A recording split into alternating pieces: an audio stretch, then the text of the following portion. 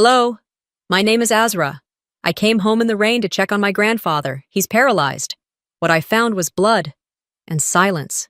He'd been lying there for hours, alone, forgotten. They told me not to come, said he was resting, said I was overreacting, again. But when I saw my face scratched out of the family photo, when I found the fake signature on a deed that was never his idea, I realized they hadn't just pushed me out, they were erasing us both. Why would your own family lie like that? And what do you do when the people you trust most quietly bury you while you're still breathing? The rain hadn't let up since I crossed the Pierce County line. Thick droplets clung to my windshield, blurred everything in streaks, road signs, brake lights, the outline of that worn-out exit toward Tacoma.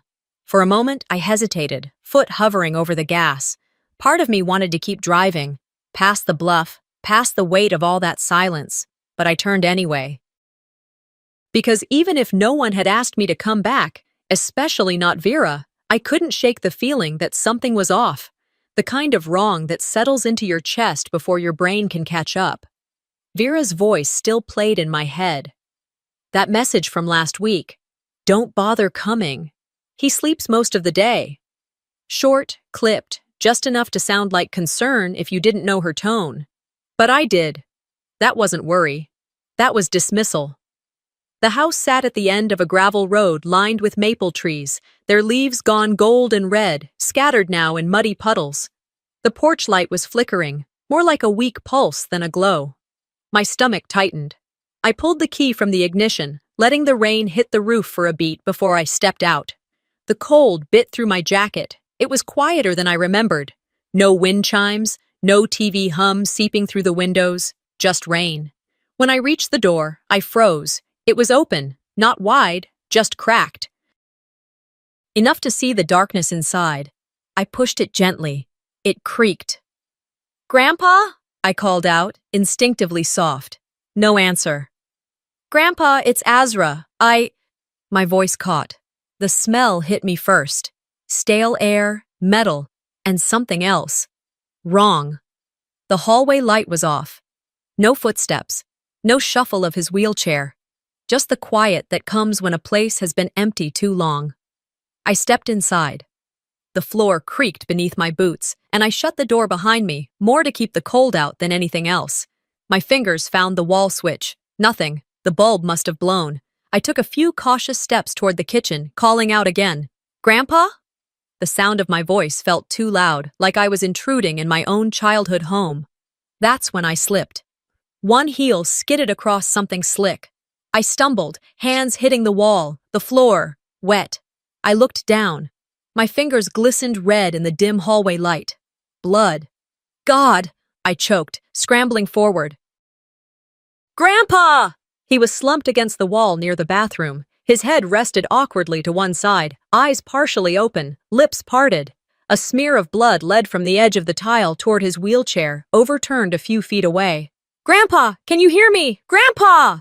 My voice cracked as I dropped beside him, careful not to move him. One of his hands twitched, barely. I pulled out my phone, fingers shaking so hard I nearly dropped it. 911, what's your emergency? My grandfather, he fell. He's bleeding. I think he hit his head. He's paralyzed. Please send someone." The dispatcher kept me on the line, guiding me through basic checks, but my brain felt distant, like I was observing the moment instead of living it. Her voice was calm.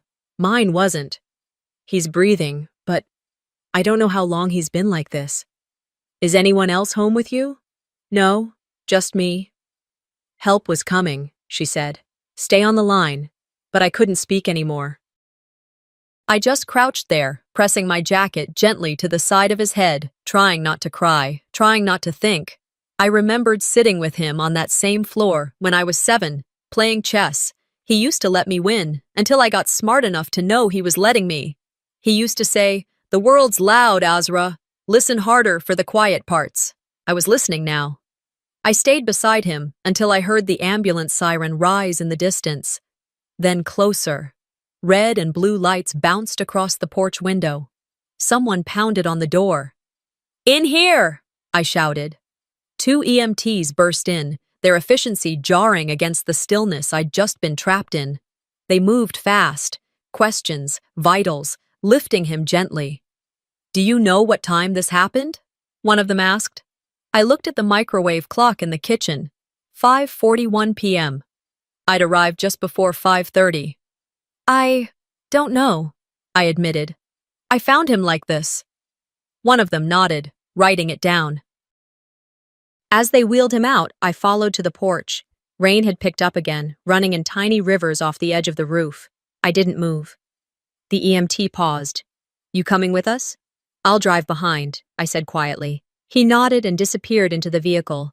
The doors shut with a heavy thud. I watched them pull away, the taillights fading into the fog. Then I was alone again. No sirens, no voices, just the rain, and the question that kept pulsing louder than my heartbeat. Why was he alone? I didn't follow the ambulance right away. Instead, I stood there on the porch, the wooden slats slick with rain, breathing in the smell of wet pine and copper. My hands still shook, though whether from the cold or the shock, I couldn't tell. Only after the taillights disappeared around the bend did I finally move, slipping back inside just long enough to grab my bag and keys. The kitchen clock blinked 5:47 p.m. I'd only been there minutes. But time had a cruel way of dragging when you were afraid. St. Joseph's ER was 15 minutes away, but I drove slower than I needed to, watching the road through the blur of wipers and questions. Why was the house so quiet? Why was he alone? I pulled into the lot a little after 6. The rain hadn't let up. It turned the parking lot into a shallow mirror, reflecting the red emergency sign above the entrance. I left the engine running long enough to catch my breath. My palms were damp. My sleeves stained a dull red that no amount of rain could rinse clean. Inside, the hospital was warm but sterile. Bleach, latex, faint antiseptic. The nurse at reception gave me a tight nod and handed me a form, then pointed to the waiting area. The clock above her desk read 7:12. I sat. My coat clung to me. My hair curled against my cheeks, still damp. Across the room, a young man tapped nervously on his knee, and a woman in scrubs dozed against the arm of a vinyl chair. Time ticked by, no updates. That's when I noticed it again, on my hand, the blood. Dried now, rusty, clinging to the curve between my thumb and forefinger. I stared at it, remembering the way Grandpa's head had rested against the wall, the way his lips had moved but no sound came out. The last time he'd looked at me like that, I was 10. I'd gotten lost during a field trip to the state park. When they finally found me, crying beneath a tree, he'd hugged me so tightly I thought my ribs would snap. "Azra," he'd whispered, "you're my compass." Back then, I thought it was just something he said to calm me down. Now it echoed like a prophecy. "Azra Whitlow?" a voice interrupted. I stood, almost too quickly. The doctor, a man in his 50s with salt and pepper hair and the kind of eyes that had seen too many families fall apart in this hallway, motioned for me to follow. We walked past drawn curtains and quiet machines until we stopped at a small room. Inside, Grandpa was hooked to monitors, a bandage around his head, tubes in his arms. He looked even smaller than I remembered, like time had whittled him down. "He's stable," the doctor said, "but there's more." I turned to him, heart in my throat. "Based on the drying pattern of the blood and the pressure sores we found, we estimate he'd been on that floor for about 5 hours before you found him." My knees went weak. I gripped the back of a nearby chair. 5 hours? I echoed. "That's impossible." "I'm sorry, but the condition of the wounds and his dehydration tell us he was down since at least midday." I shook my head, as if the act could rewind the truth. "No," I said, voice hollow. "My sister, she lives here. Vera. She said he was fine." The doctor's expression didn't change, but there was something in his eyes. Not judgment, just weariness. "He's lucky you came when you did." That phrase followed me down the hallway as I left the room. Lucky. Grandpa wasn't lucky. He'd been abandoned. I stepped outside for air and pulled out my phone, hands still trembling. Vera's number blinked on the screen. She picked up on the third ring. What now? She snapped. What now? I repeated, voice icy. He was on the floor since noon, Vera. A pause, just long enough to feel rehearsed. I was busy. I told you not to come, didn't I? This is exactly why you always make a mess out of everything. My fingers curled tightly around the phone. He could have died. But he didn't, she said flatly. So stop acting like a saint for showing up once in 5 years. That one hit like a punch, but I didn't flinch. I hung up before she could say more. I wasn't giving her that satisfaction. By the time I got back to the house, the sky had darkened into a heavy blue. Rain still dripped from the porch gutters. Inside, everything was as I'd left it, still, heavy, waiting. I set my bag down in the kitchen and turned toward the hallway. Something about the silence was too sharp, like it had been cleaned too perfectly. I moved to the bookshelf where Grandpa kept his old files and looked for the security system monitor. The screen was flashing red. I pressed a few buttons. The system rebooted. Playback started. 10:12 a.m. Normal. 12:47 p.m. Nothing. 3:13 p.m. Freeze. The screen jumped. Blank. The timestamp vanished. DVR disconnected. I checked the back. The cable had been pulled. I'd arrived at 3:30. Whoever did this knew when I was coming. I backed away slowly, my heart hammering like it had its own secret to spill. Then I saw it, on the wall across the hall, where Grandpa had once hung our family portrait. A new frame, same picture. But something was wrong. I stepped closer. My face had been scratched out. Not torn, not removed. Scratched, angrily, deeply, over and over. I stared at it for a long time. Someone hadn't just wanted me gone. They wanted me erased. I stayed in the hallway for longer than I should have, the scratched photograph still burning into me. My eyes darted between each face, frozen in time. Vera with her polished grin, my mother with that tired look she'd perfected over the years, Grandpa with one arm around me, the other resting on the back of the chair. But there was a brutal absence now. My face had been sliced clean through, over and over, like someone was trying to delete me with dull scissors. That photo used to hang above Grandpa's reading chair in the den. It had been taken at a family barbecue, before things fell apart, before I started saying no to things that made me small, before I stopped calling just to be ignored. This wasn't just some childish tantrum or mindless spite. This was intentional. I held the frame for a moment, my breath uneven. The glass was cool, but the rage beneath my skin was volcanic. Not loud, just heavy, measured. I didn't yell. I didn't curse. I just set the photo down carefully on the hallway table and walked to my old room. My hand hesitated on the doorknob.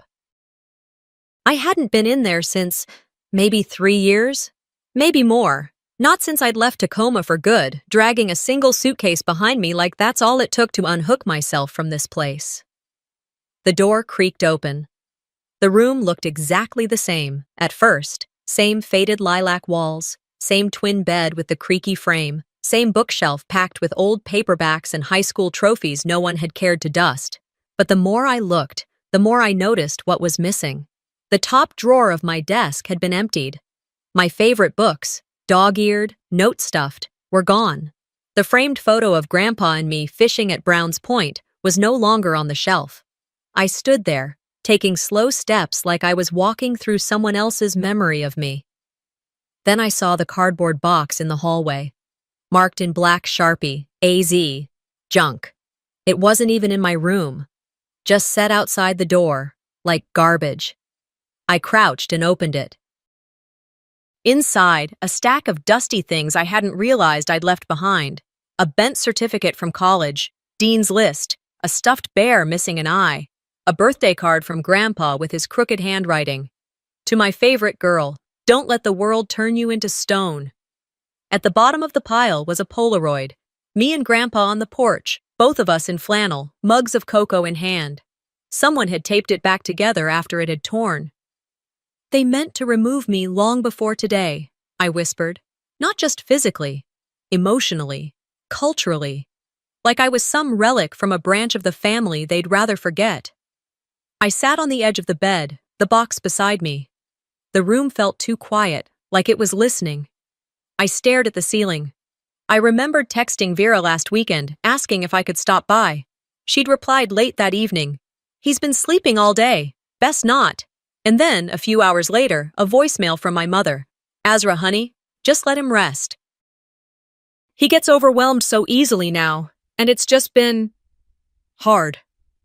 So I didn't go. I believed them. Or maybe I wanted to believe them. Wanted to think they were finally doing what I couldn't, taking care of him, being there. And all the while, they were sorting through my things like I was already dead to them. I got up, walked back into the hallway. The lights flickered as I passed, the old wiring acting up again. Funny how some things in this house hadn't changed at all. I turned into the kitchen, the place where most of the family drama had unfolded over the years. The table still had the same ugly floral tablecloth, stained with coffee rings and candle wax. The chair at the end, the one Grandpa used to sit in, was empty. A memory flashed, me at 16, yelling at Vera for cutting me off during a conversation about college. Grandpa had been quiet the whole time, sipping his tea. Then, after she stormed out, he leaned over and said, "You speak like your words matter.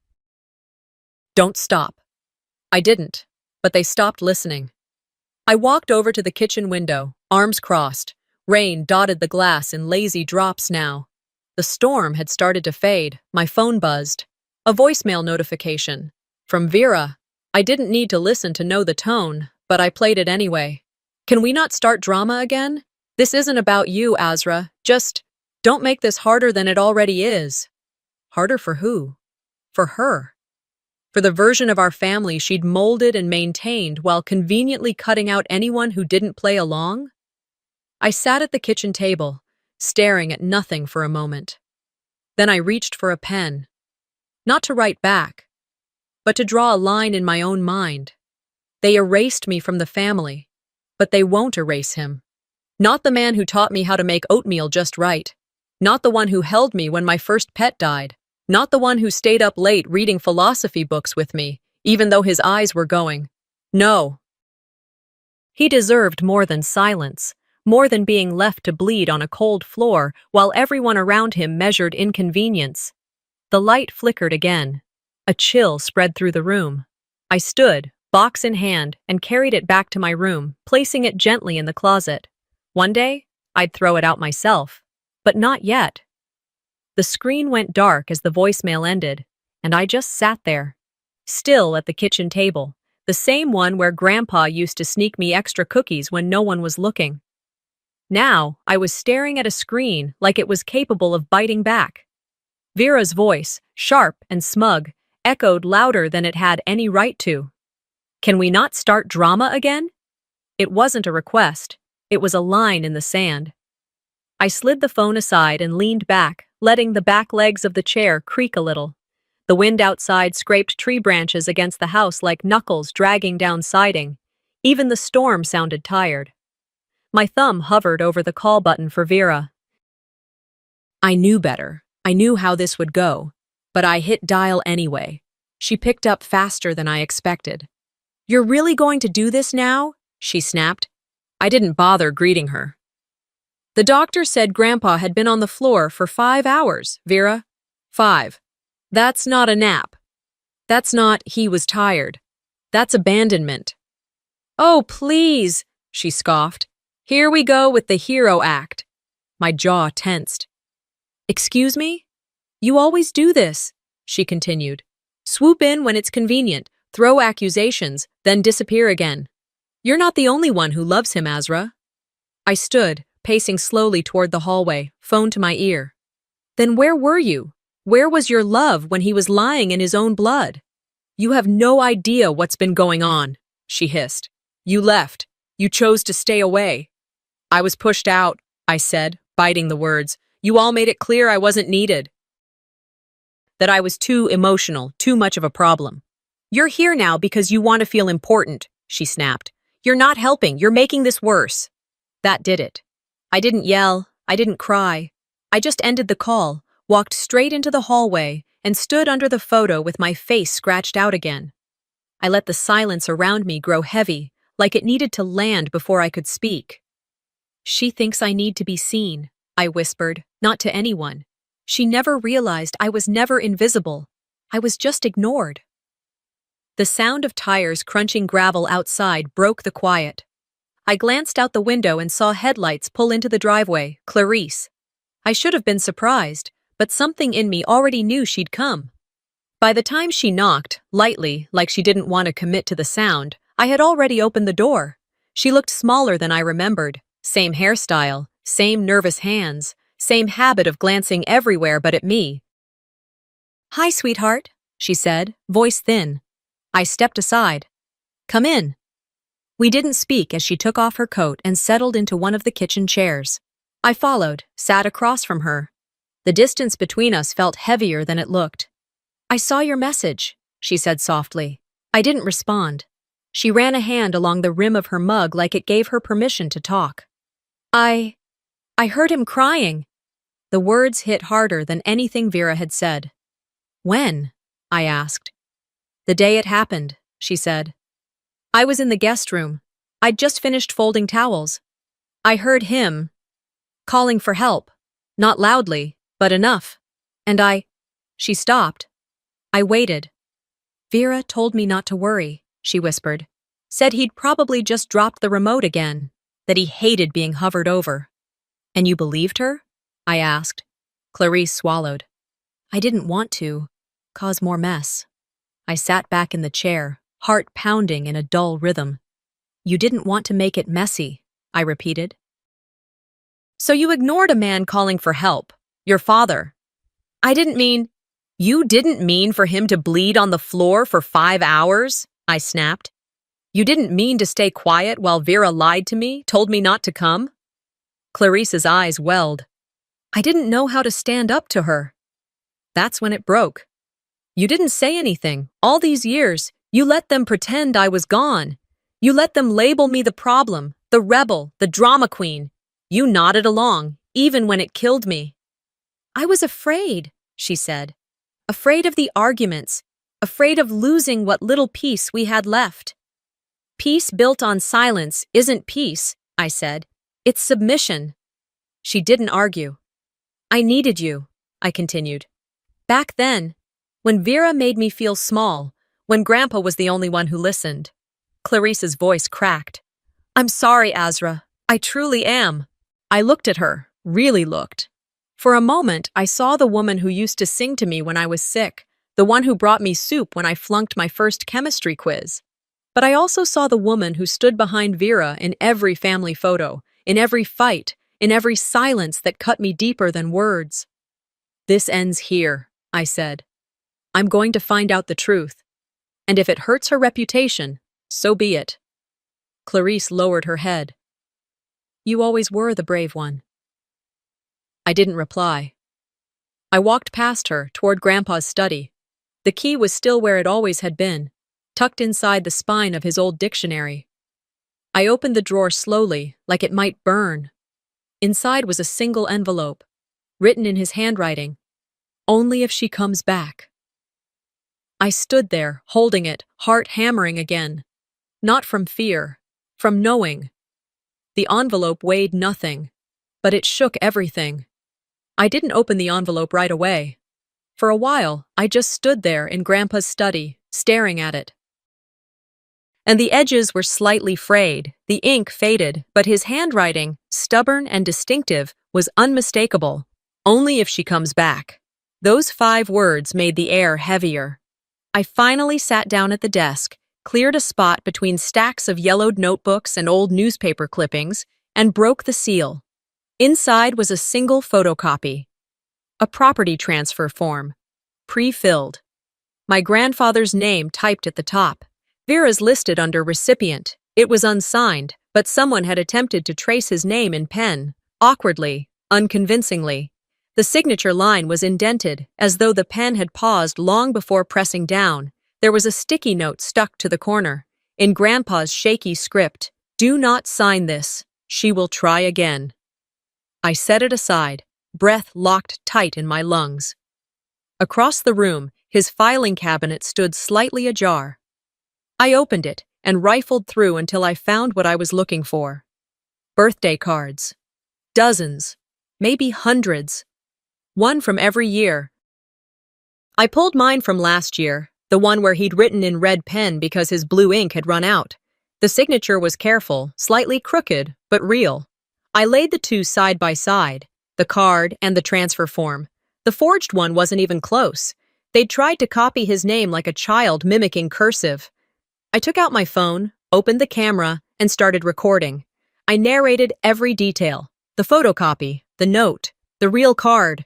I didn't know if I'd need this later, but I wanted the truth documented.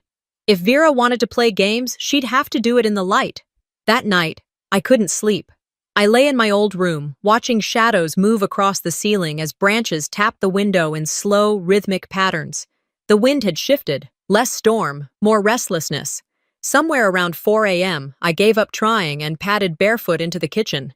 I made a pot of coffee and sat at the table, listening to it brew like it might offer advice.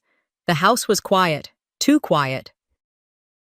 At 5:12, my phone buzzed. I thought it was Vera again, ready for round two. But it wasn't a call. It was a notification. My old phone, which I'd left charging in the corner, had synced with the house Wi-Fi, and with that connection came something else, access to the old family group chat. I hadn't looked at it in years. Curiosity, no, something uglier, made me pick it up. The last few messages were from yesterday. Vera, guess who's finally back in town? A cousin I barely remembered. Let me guess, Azra the martyr? Another cousin laughing. She's back to make a scene. Always wants a cut of the pity. Then someone else. Hope she doesn't bring the cops with her this time. I stared at the screen, pulse pounding. I didn't recognize the last number. Maybe it was one of Vera's friends. Maybe someone added for laughs. Either way, they were laughing at my expense. I should have felt hurt. Instead, I felt clear. They weren't even hiding it anymore. Clarice walked into the kitchen just as I was putting the phone down. She looked tired, like the house had sucked something out of her overnight. She poured herself a cup of coffee without a word and sat across from me. "You're up early," she said quietly. "I didn't sleep," I answered. Too much on my mind. She didn't ask what. We sipped in silence. Then I spoke. "I'm meeting with Mr. Green today." Her eyes flicked up. "He still answers your calls?" I looked straight at her. He always answered mine. She looked down again, then nodded once. Slowly. After breakfast, I gathered the documents, the forged transfer, Grandpa's note, the birthday card, and packed them in a folder. I didn't care if Vera thought I was making a scene. I wasn't interested in drama. I was interested in proof. As I zipped up my bag, the phone lit up again. New message. Family group chat. From me. I typed, "I know what you tried to do. Stop now, or I won't." It didn't take long for Vera to reply. Try me. I stared at the screen, then typed 3 words. "You won't like the proof I'm bringing." I hit send, and for the first time in days, I felt something shift. This wasn't just about Grandpa anymore. This was about the years I'd spent letting people talk over me, diminish me, erase me. This was about every time I'd swallowed my voice for the sake of keeping peace in a family that only knew silence when it served them. They'd underestimated me. That was their first mistake. After I sent that last message, I didn't sleep. I tried.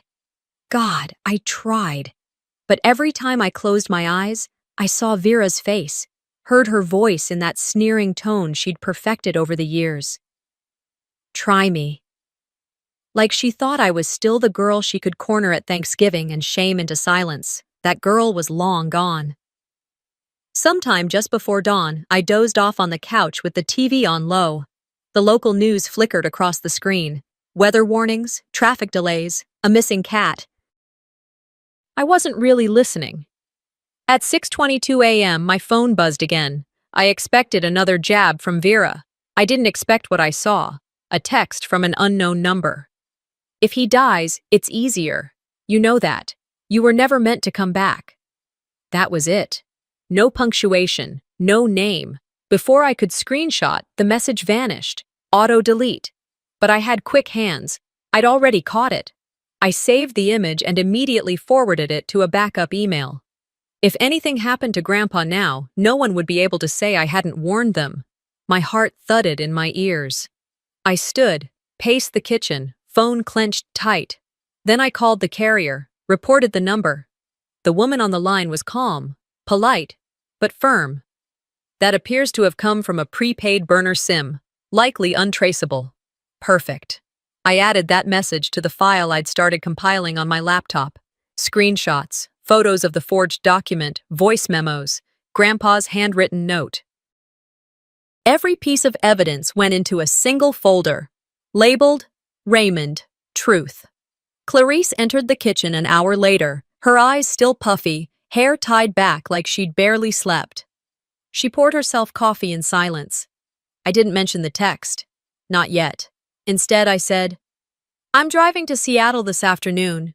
Green agreed to meet." She nodded without looking up. "You're going to blow all this wide open, aren't you?" "I'm going to tell the truth," I said. "Whatever comes from that, I can live with." She sat at the table but said nothing more. Later that morning, I packed everything, documents, phone backups, the folder, and left it by the front door. Around noon, I stepped outside to get some air. The rain had stopped, but the air was heavy, like the sky hadn't made up its mind. I was halfway down the porch steps when I heard a car door slam. Vera. I didn't have to see her face to know her mood. Her heels hit the gravel like she meant to shatter it.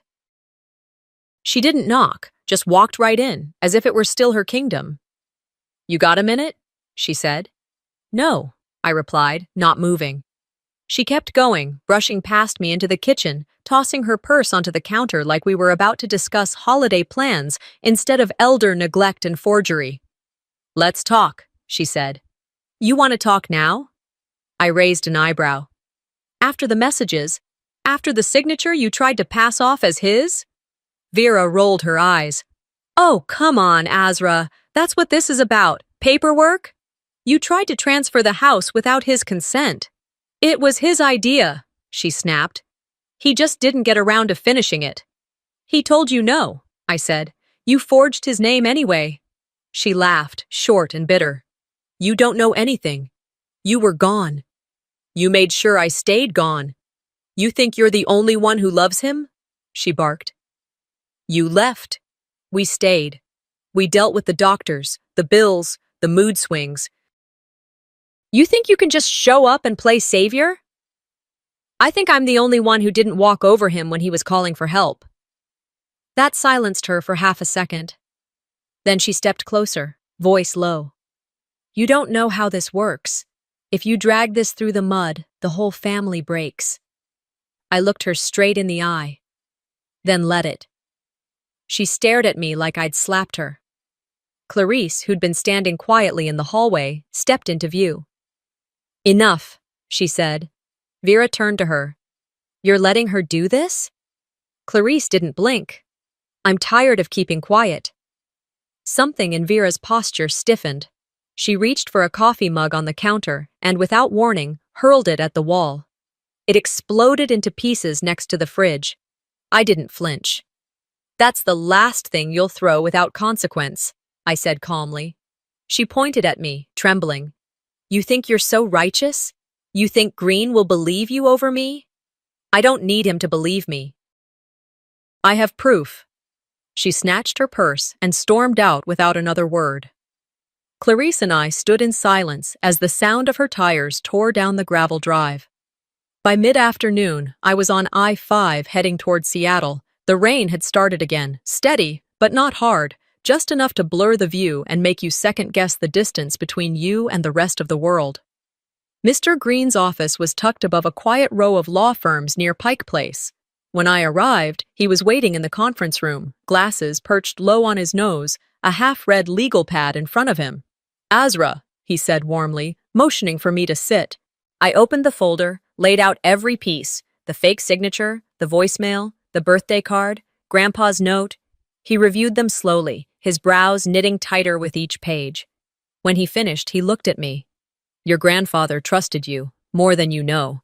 He always kept you listed as a backup. I think maybe you were his only real plan."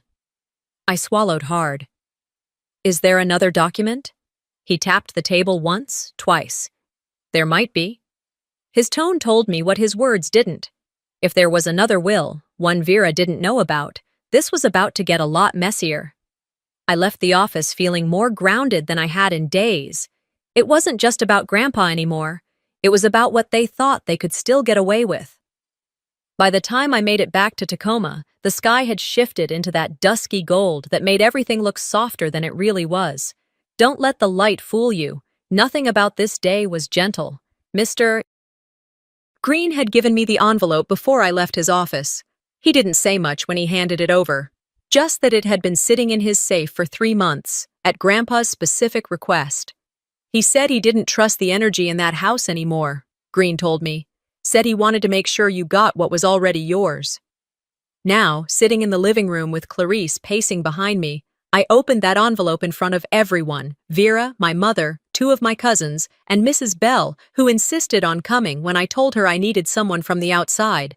The updated will was simple, clear, and notarized, dated 3 months prior.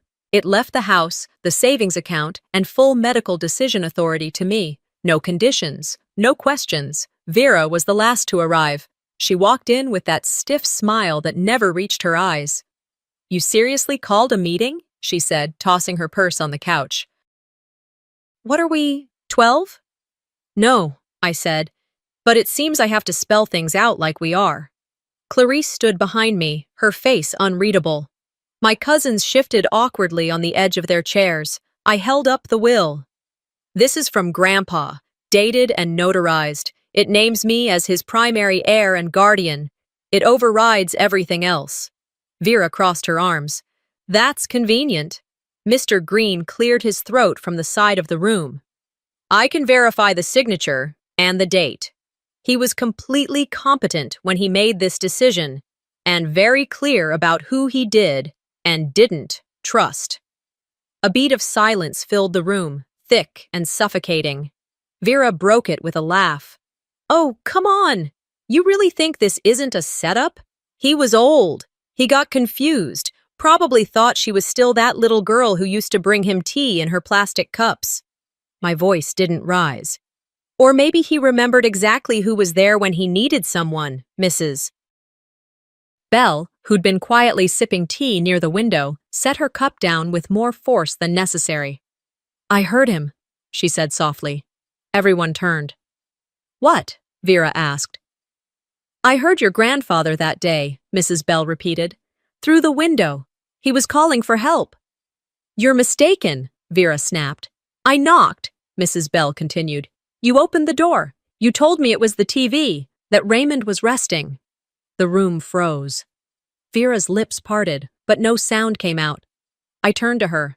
"You didn't just abandon him. You shut out the people who tried to help." Vera's composure cracked like glass under heat. "He was slipping, okay? He was confused half the time, couldn't remember what year it was. We were doing the best we could." "No," Clarice said suddenly. Her voice trembled, but it rang louder than I'd heard it in years. "You told me he was fine. You said you checked on him." Vera spun to face her. "Oh, now you're on her side?" Clarice stepped forward. "I should have listened to my instincts, but I was tired, I was scared.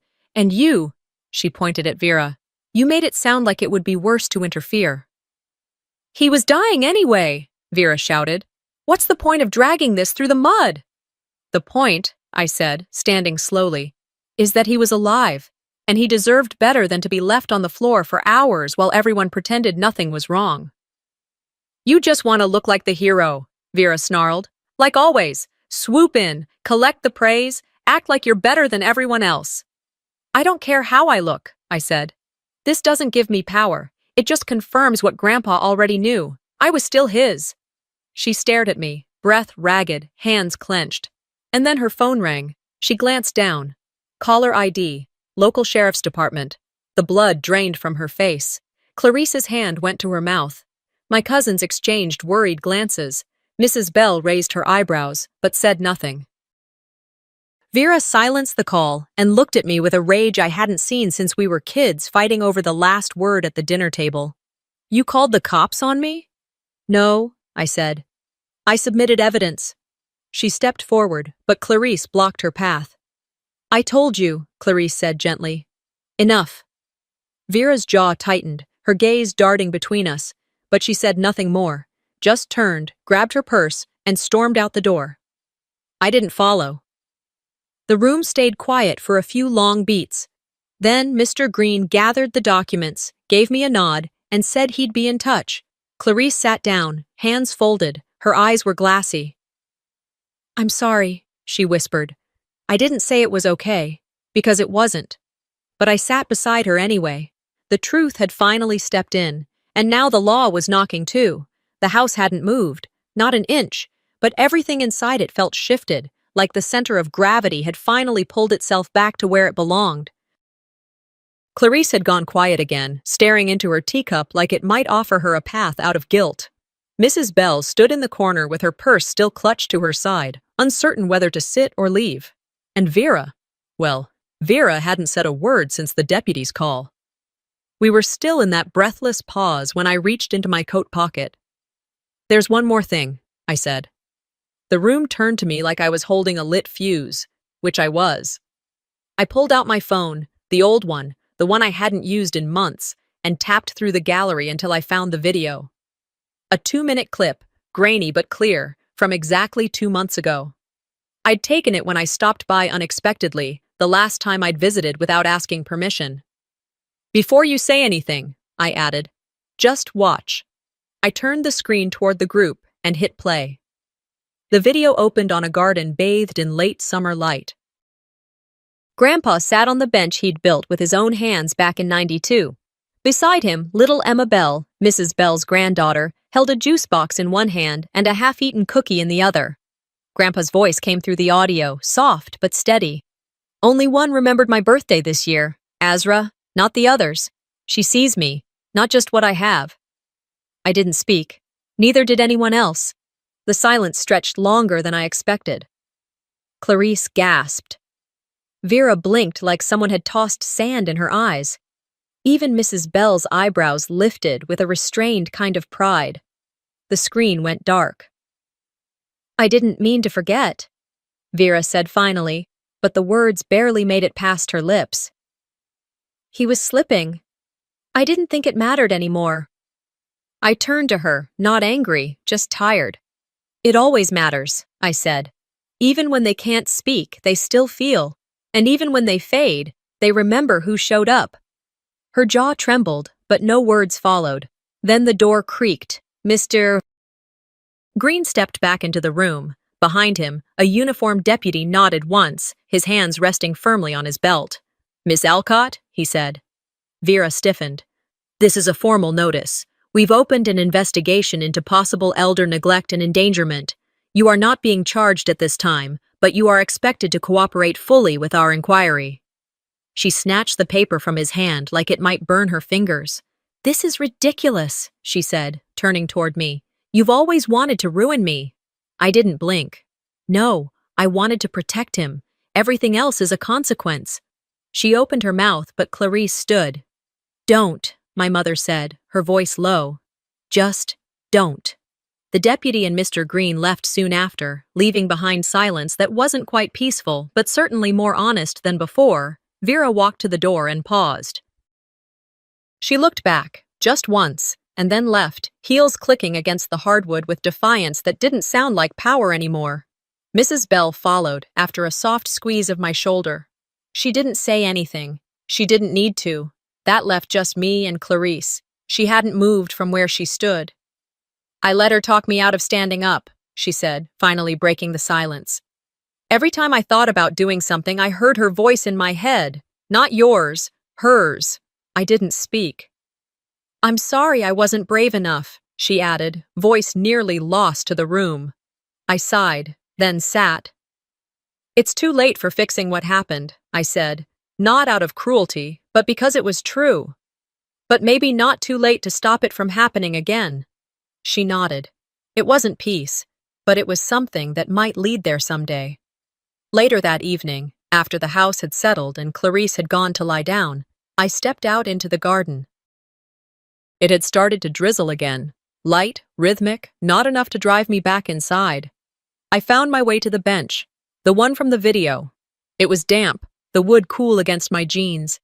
The backyard smelled of mint and wet soil. I sat there for a long time, watching the rain fall through the dimming light, listening to wind push through branches like tired breath. "I hope you knew I came back," I said quietly. "I never stopped being yours." And then, because part of me couldn't not do it, I reached into my coat one more time. Another envelope. This one older, yellowed at the edges, with faint ink that read, "To be read after I'm gone." I stared at it for a long time before I dared to open it. The envelope crinkled softly in my hands as I broke the seal, its edges worn, the paper brittle with time, and something else, weight. Outside, the rain had started again, a gentle tapping against the window pane, like fingers too timid to knock. Droplets had dotted the corners of the envelope, bleeding slightly into the grain, softening the sharpness of its arrival. I didn't open it right away. I stood there in the entryway of the hospital, coat still damp, heart pacing a rhythm it hadn't settled into since they first called me. There was something sacred about the moment before opening it, when anything was still possible. Hope and sorrow sat side by side, and I wasn't ready to choose one yet. But eventually, my fingers did what my mind could not. Inside was a single page. The handwriting, unmistakably his, wavered in places like the ink was dragging his pulse across the page. I could see where his grip had slipped, where his strength had dipped. Some lines paused halfway through, others carried a smudge, and a few had grown faint, watered down not by rain, but by something more intimate. Emotion, maybe, or memory. It began simply, "If she comes back," I swallowed. "Tell her I never stopped believing her heart was the best of us all." That's where it ended. No flourish. No sign-off. Just a sudden line trailing into a curve, then a thick blot of ink, as if the pen had lingered longer than his hand could bear. A silence louder than words. He hadn't finished it. Or maybe that was his finish, a gesture incomplete only by convention, but perfectly whole in meaning. No goodbye, no signature, just faith, just trust, just him. I folded the letter with careful fingers and pressed it gently against my chest. I didn't cry. Not yet. I just held it there, over my heart, like something fragile might steady something broken. The next morning, I returned to the hospital. He hadn't stirred. The nurses said he hadn't moved once during the night. Stillness, they called it. But not absence. Not yet. I sat beside him, the pages still folded in my pocket. My voice came low, low enough to almost stay secret, but I needed to say it out loud. "I read it," I whispered. "You didn't need to finish it." I reached for his hand. It felt cool beneath my fingers, but familiar, like something I'd known before I had words for knowing. I didn't expect him to squeeze back. I didn't need him to. I just wanted him to know someone was still there, someone still listening. "You were the only one who ever saw me," I said. "Even when I tried to make myself invisible, even when I thought disappearing would hurt less than staying." The machines hummed softly. The monitors blinked in rhythmic green. Outside the door, life continued with a kind of sterile urgency. Doctors paging one another, carts squeaking along tile. But in that room, there was only quiet. A different kind of quiet. Not hollow, not lost. Just peace. Later that afternoon, I returned to the house. The air inside still smelled like him. Wool sweaters, cedar drawers, and the faintest trace of pipe tobacco, long since abandoned but never quite gone. The house held its breath like it had been waiting for me to return. Like it wasn't sure if it should start letting go. I wasn't sure either. I wandered into the closet in Grandpa's room. I didn't know what I was looking for. I just knew I hadn't found it yet. Near the back, beneath a neat stack of old flannel shirts, I found it. A small wooden box. Hand-carved, the wood smooth, worn by time and touch, etched into the top in shaky letters. For Azra, the only one who sat with me when I had nothing to say. My knees gave out. I sank to the floor, the box balanced in my lap like something holy. Inside, tied with twine, was a worn leather notebook. I recognized it immediately. Every page inside was something I'd written when I was younger. Scraps of poems, stories, notes I'd left for him on the kitchen table. Little fragments of thought I hadn't known he kept, but he hadn't just kept them. He'd read them, really read them. Beneath each entry in his careful script were his thoughts, not critiques, not edits, just feelings, reactions, reflections. Once, after a poem I wrote about feeling invisible, he'd simply written, "You are more seen than you know."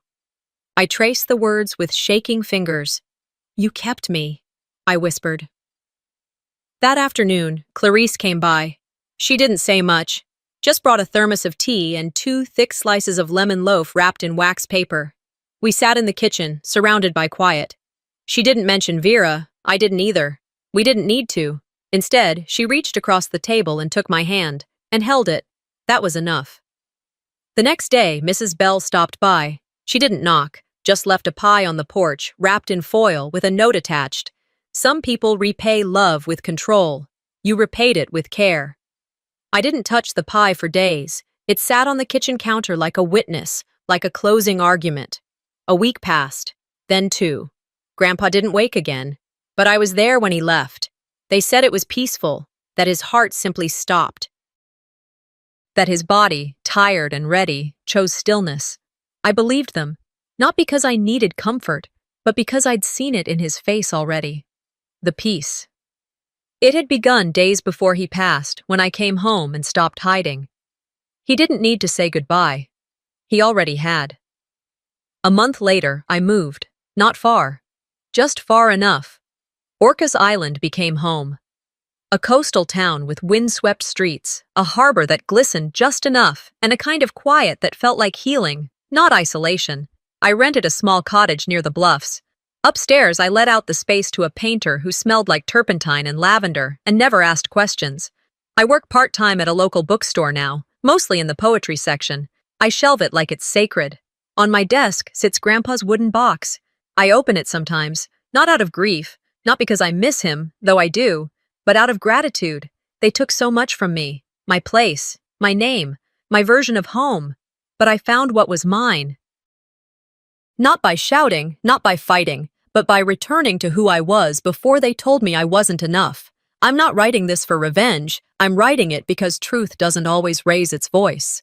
Sometimes it sits quietly in the garden. Sometimes it saves your poems. Sometimes it leaves a letter unfinished, not because there wasn't more to say, but because it had already been said in the way someone lived. And now I'm staying where I am seen. Finally, and fully. Some scars don't fade, but they do stop bleeding. Sometimes the loudest betrayals come wrapped in silence, covered by politeness, justified by family duty, and buried under years of avoidance. This story isn't just about inheritance or forgiveness. It's about choosing truth when silence is more convenient and choosing to be seen even after being erased. Have you ever been the only one who spoke up when everyone else stayed quiet? Let me know in the comments below. And if you found meaning in this story, don't forget to subscribe for more true feeling stories just like this.